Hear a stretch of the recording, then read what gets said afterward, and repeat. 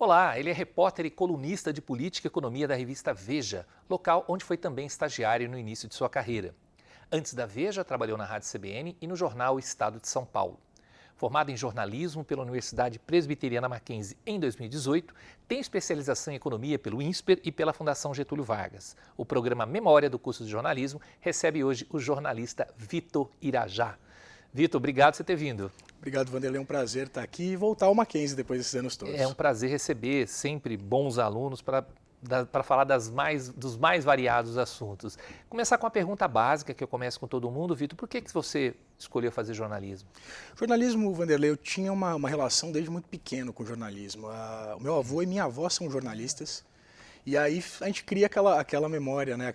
Aquele hábito mesmo em casa de ler jornal e de ouvir as histórias. E eu fui me apaixonando cada vez mais por essas histórias. E teve um dia que meu avô, ele era colunista na Carta Capital na época, e lá no Rio de Janeiro. E ele me chamou para conversar, para fazer um papo em off ali com um delegado de polícia civil. E o cara começou a falar sobre milícia, sobre, né, investigações, etc. E eu fui, né, ele me levou lá no aeroporto do Galeão.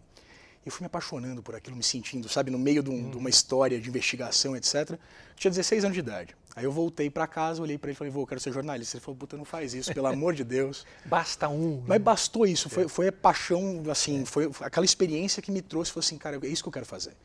Então eu decidi jornalismo aí, e é isso que eu falei, com essas histórias todas que a gente sentava, conversava, etc., eu fui me apaixonando por aquilo, sabe? A gente vai atraindo tanto essa questão do poder em si, que eu acho que atrai bastante, né, o jornalista participar das discussões, saber coisa, conversar, etc., quanto também do aspecto mais cultural da coisa e habitual do jornalismo em si, de você conhecer gente, de você ouvir essas histórias, de você saber muita coisa. Então foi muito por causa dessa influência que eles consideram negativa hoje, mas graças a Deus sou muito feliz com o que eu faço e hoje com eles também, né, a gente troca ainda bastante, isso é muito bacana. Você falou do Rio de Janeiro, por que você veio para o Mackenzie, São Paulo? Não, eu na verdade sou nascido aqui, eu morei no Rio na ocasião de adolescência e depois voltei para trabalhar na CBN, né? Eu trabalhei na CBN lá no Rio. Mas eu escolhi o Mackenzie exatamente porque era uma faculdade de excelência e também tem uma relação também antiga com o Mackenzie. Eu estudei aqui quando era pequeno, né? Fiz os primeiros anos de escola aqui. E meu avô também, inclusive, fez a faculdade aqui de engenharia, não era de jornalismo na época, né? Fez 3 anos de engenharia aqui. Então, como era uma faculdade de excelência, uma faculdade de referência, sabia que tinha uma estrutura muito boa de preparo para o jornalista, eu escolhi o Mackenzie, não prestei nenhuma outra, viu? Só para você saber aqui, não é propaganda. Ô Vitor, sempre que a gente entra no primeiro semestre, olha assim o fundão, tem um time de futebol, né?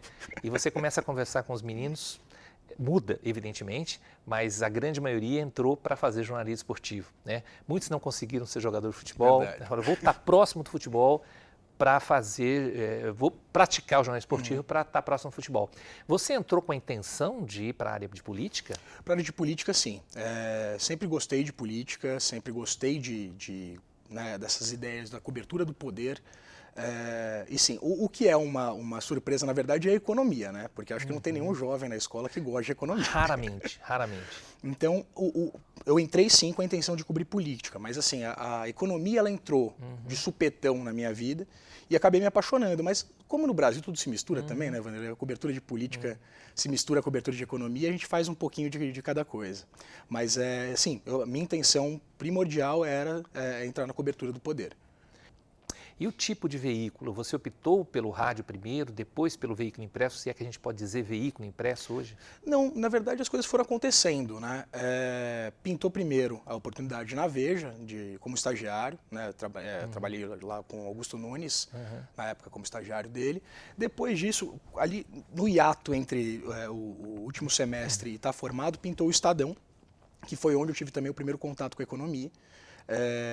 Mas assim, e depois veio a CBN e volto para a Veja, né? Aí como repórter e viro colunista depois. Mas eu sou um pouco old fashion, entendeu, Vanderlei? Eu gosto muito do impresso, eu tenho carinho pelo papel e quando eu fui contratado na Veja, inclusive, foi uma coisa engraçada porque eu fui contratado para ser repórter da revista. Ainda não tinha essa distinção Perdão, essa união entre o papel e o digital. Foi durante essa minha estada lá que as coisas se uniram, mas eu, a priori, fui contratado como repórter do impresso. Eu era um repórter só da revista. E aí, logicamente, o mundo, né, ele pede que essas coisas sejam mais integradas, né? Mas eu confesso, apesar da coluna hoje ser só no online, eu confesso para você que eu tenho um carinho especial pelo papel. Mas quando você vai para o estágio, você já vai com a cabeça da economia? Para o estágio? Para o estágio. Não, da economia não. Da política sim. Né? Foi isso que eu falei. Depois eu tive o primeiro contato na economia no Estadão, que eu fui foca no Estadão, fiz o curso de jornalismo econômico. Né? E aí eu tive o meu primeiro contato com a economia e você percebe o quanto é um mercado que tem uma carência de pessoas que cubram isso direito, até porque é grego no primeiro contato, entendeu? Mas, e daí eu fui criando uma afeição muito grande por essa área e graças a Deus estamos aí dando certo. Né? Diria que não faz muito tempo que você se formou, né? Você acha que o jornalismo mudou de lá para cá? Mudou muito de lá para cá? Ou tem alguma grande novidade que aconteceu no jornalismo?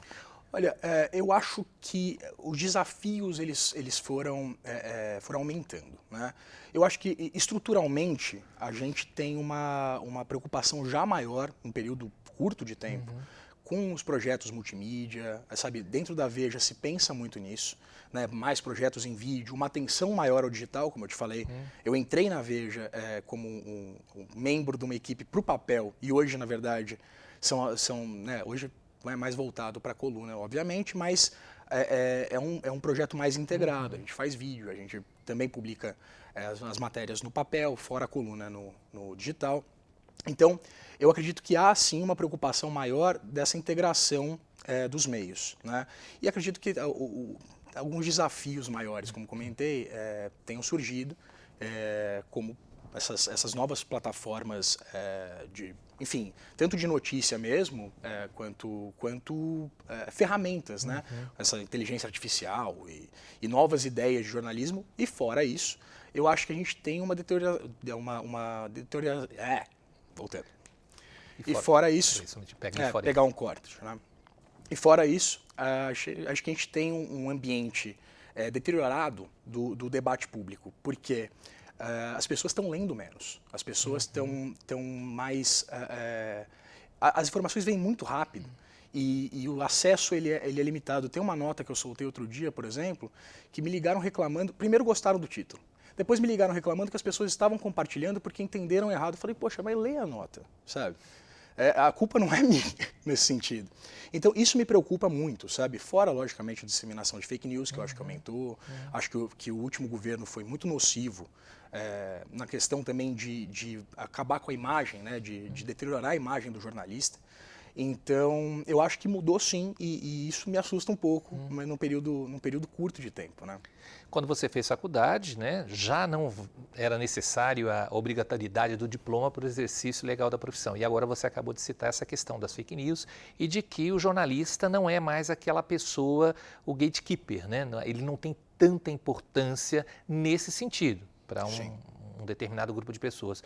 Você acha importante a formação acadêmica para o exercício da profissão? Acho, professor, acho sim. Acho fundamental. Eu acho que a faculdade, ela fora, logicamente, a questão técnica, ela dá uma base cultural e informacional mesmo, que é muito importante para o jornalista. Né? A gente aprende sociologia, filosofia, questões relacionadas à estrutura de Estado, que eu acho que são muito importantes para a formação cultural do jornalista, sabe? Cultural no sentido da profissão. Até mais mesmo, confesso, do que as questões mais técnicas, que eu acho que você aprende muito no dia a dia. Né? Mas eu acho, essa base, principalmente, eu acho que é fundamental para qualquer jornalista, entendeu? Você acha que o jornalista diplomado, digamos assim, ou que tenha passado pela universidade, ele tem uma vantagem em relação a quem não passou? Depende, acho que aí também depende. Acho que tem, sim, assim, essencialmente tem, mas é o que eu te falei em relação à bagagem, eu acho que é a questão mais importante. Porque a técnica a gente até aprende e é diferente de veículo para veículo, né? É muito diferente, por exemplo, eu fazer uma matéria para rádio, para uma entrada ao vivo, ou exatamente para gravar uma reportagem, do que é fazer, por exemplo, matérias para o Estadão. Para a Veja, então, é uma fórmula própria, né? Brincam até que se fala vegês, né? E um outro, uma linguagem completamente diferente, por exemplo, na coluna, que são notas, né? Uma informação mais direta, etc. Desculpa, completa. Não, esse é o ponto. Eu acho que você tem, a técnica você acaba pegando dentro das experiências profissionais, mas essa base é muito importante para a nossa formação. Você se considera um jornalista assim, preparado para mudança de ambiente, por exemplo, de um veículo para outro, meio multimídia? Eu acho que todo mundo tem que ser, né, Vanderlei? Apesar de eu brincar aqui que eu sou old fashion, que eu gosto do impresso, eu acho que o jornalista hoje ele não pode estar recluso a nenhum tipo de mídia em si. Né? Eu acredito que é essencial, inclusive acredito que seja um tópico muito interessante para as faculdades de jornalismo, que a gente esteja preparado para as diversas plataformas. Né? Seja o impresso, que enfim, a gente sabe que teve uma importância reduzida no debate público e o acesso a esse meio, né, como, enfim, uma leitura diária, a gente recebe tudo no nosso celular hoje, mas eu acho que para a produção de conteúdo a gente tem que sim estar preparado para todos os tipos de meios. Né? Como você falou, eu já fiz rádio, fiz impresso e fiz digital, também fiz vídeo, etc. Então, assim, eu acho importante que a gente seja multiplataforma, né? Até para a gente não ficar obsoleto no mercado. Independentemente da área de atuação ou da sua área de atuação, qual a avaliação que você faz do jornalismo praticado no Brasil? Professor, eu acho o jornalismo no Brasil ele é muito profissionalizado. Acredito que as redações elas têm gente muito preparada. O que, obviamente, é um problema, né, é exatamente a crise econômica e a crise de mercado mesmo que atinge o jornalismo. Né? As empresas elas têm uma certa dificuldade em fazer dinheiro dentro dessas novas formas de fazer jornalismo. Mas eu acredito que o jornalismo brasileiro ele é muito gabaritado. Né? É o que eu falei, a gente passou por uma crise de imagem muito fomentada durante a última gestão, né, do presidente Jair Bolsonaro. Acredito que isso tenha sido muito nocivo, mas a gente viu a importância do jornalismo, né, nessa última década, por exemplo, em determinadas coberturas. Né? Tanto, por exemplo, o que foi descoberto pela Lava Jato, etc., há críticas, ok, mas e durante, por exemplo, as gestões, né, Dilma, gestão Temer, gestão, obviamente, Bolsonaro, eu acho que o jornalismo ele praticado no Brasil hoje é de extrema qualidade, né? A gente tem profissionais muito gabaritados e, na verdade, acho que cursos como o do Mackenzie, por exemplo, né, servem exatamente para a gente trazer mais profissionais cada vez mais gabaritados para o mercado. Vitor, você falou das fake news, que é uma praga, né, e não é de hoje, que sempre existiu e talvez ela tenha ficado um pouco mais explícita a partir de 2016, na campanha eleitoral americana. E como é que vocês têm discutido o ChatGPT? Olha, eu vejo o ChatGPT como uma boa ferramenta, mas eu tenho medo. Eu tenho medo dessa ideia da inteligência artificial. A gente viu essas fotos, né, professor? Fotos. Trump preso, Macron sentado no lixo. Essas coisas me assustam, porque, obviamente, o que você falou, a fake news sempre existiu. Só que você tornar isso se facilita, virou fácil, né? Você produzir uma informação uma informação falsa que não é só a corrente de WhatsApp, né? Que chegam aquelas coisas esdrúxulas. Não, você está vendo aquela coisa acontecer. Aquelas montagens de deepfake. Sabe, você está vendo o Obama falar determinada coisa que você acredita naquilo, é a voz do cara, é a cara dele. Então, isso me assusta um pouco e acho que é um novo desafio para o jornalista. Né? A gente ter a capacidade de identificar, interpretar e levar para o leitor.